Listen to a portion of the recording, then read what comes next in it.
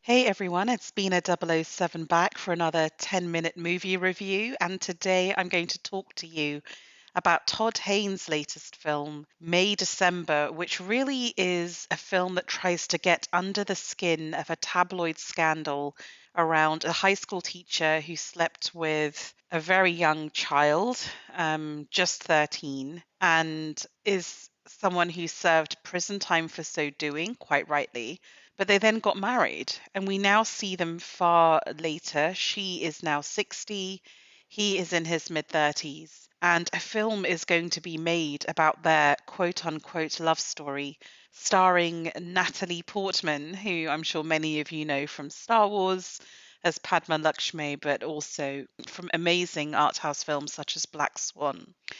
So, what this film is trying to do is to get under the skin of this relationship and to examine the tensions and the ambiguities therein. When we first meet them, it feels like they're a happy couple and this age gap relationship has worked out. And I was thinking a little bit when watching it of the French president Emmanuel Macron, who was 15 when he met his now wife, who was his teacher in school. And many decades later, they look like they're happily married, right? So apparently it can work. Julianne Moore's Gracie seems to be a very suburban housewife. She has a cake making business. Their daughters are now sort of late on in high school, about to go to college. And the husband, Joe, played by Charles Melton, also kind of seems happy. I mean, he's in his early 30s, so the age gap probably always, but very much is present.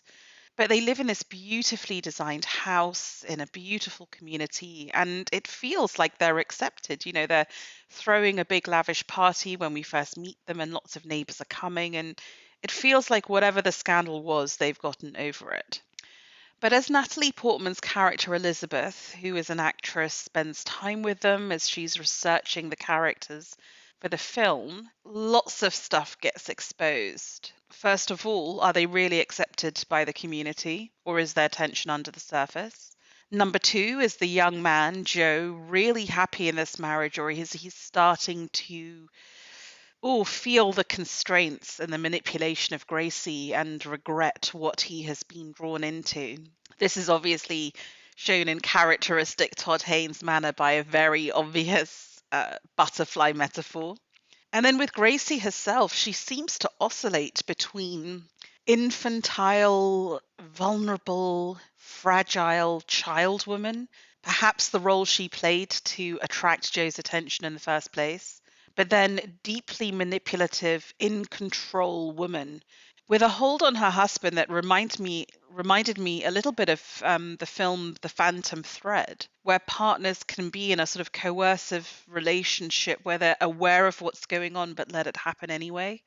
There's also something really interesting going on between Gracie and Elizabeth, so the real woman and then the actress who's going to portray her, that reminds one of Ingmar Bergman films such as Persona, and I think that's very deliberate, right? Todd Haynes often puts the two of them together in frame, maybe applying makeup in a mirror together, or you see them mirrored, and there is the potential for betrayal. Is Elizabeth going to portray Gracie sympathetically, or is she going to show her maybe in a truer light, but certainly as someone who is more maybe manipulative or melodramatic? There is so much to love in the setup of this film that I hate to say that for me, it failed to ignite. I felt that it had set up this grungy, nasty little tabloid scandal, complete with melodramatic music and Chekhov's hunting rifle, but it never really mined the emotional gore of the relationships. I felt it held us at a distance. So we were sort of stuck in this sort of limp, anemic relationship drama.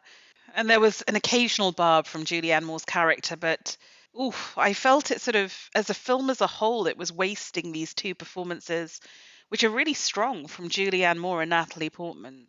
I wanted to get more into the state of the husband, who seems to be in a state of arrested development. He feels more like an elder sibling to his daughters, more child than partner to his wife. And I think the real problem with this film is actually maybe the writing, if not the acting, of Charles Melton as the husband. He seems so vacant and so detached and so blank. And I wondered if that was a deliberate directorial choice, if I'm being generous, from Todd Haynes. But I think that blankness leaves a void at the center of the film. Maybe that's the point. But I think it runs the risk of making Charles Melton either look like a bad actor or just that he's being directed to look simple. I think the real star of this film turns out to be Natalie Portman. She has a phenomenal monologue towards the end of the film, straight to camera, that I think's as good as anything she's done since her Oscar-winning turn in Black Swan. It's incredibly strong. But I think it's just wasted in the script by Sammy Birch. It just fails to go as nasty and as melodramatic as it could have done. I wanted to know more about how a young abused child comes to realize he was taken advantage of, his life thwarted. I mean, really, this should be his story at least as much as the women's. Otherwise, it risks really sidelining the victim of this crime. I also wanted more of the kids' reactions to being raised in this weird setup. I wanted more twisted queer frisson between Gracie applying lipstick to Elizabeth. I mean, my goodness, that just seems an obvious miss in a Todd Haynes film. And I just found myself waiting for something, anything to happen. And all I got was a tease. So for me, May December really did fail to fire. It is, however, out, and I wonder what you will all think. Please leave a message at b007.com or a comment on the YouTube video. Be interesting to see your takes.